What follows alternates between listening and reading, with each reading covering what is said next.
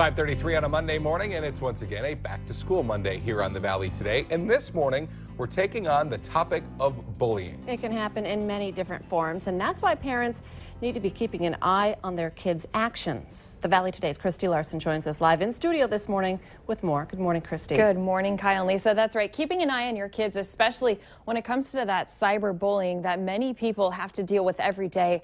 One of the things that you need to do is limit your kids, and that's okay for parents to do, especially when it's online. So the first thing when you start having your kids use the internet is set up some rules. Tell them which websites are okay for them to be using, and also tell them that if at any time you feel uncomfortable with something going on, you have the right to look at their profile. You also want to put a limit on the times that they're using their screens. Some parents set bedtimes for their phones to be taken away. Some people also tell them they can't be used at dinner time. Kids also need to know that parents are in charge of the internet because some things can happen, like financial, emotional trouble, bullying.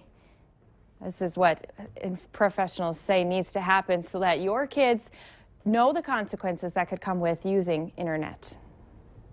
You know, some parents feel so badly about having kids give their cell phones to them at 10 o'clock, or limiting their Facebook, or not allowing them to have Facebook until they're a certain age, or not allowing them to have smartphones until a certain age. But the research shows that there's reason for this, and kids need to have limits because there's so many things that they can choose from now. They can have Facebook and Twitter and all kinds of different things. And the research also says that developmentally, they're not ready to make those choices. They really do rely on us as parents to make those choices for them. And they're going to be mad at us. They're going to be quite ticked at us, actually. But that's okay. I think it's very important for you as a parent to step back and go, okay, this is me doing my job, and just reassuring yourself, I'm doing the right thing, I'm doing the right thing.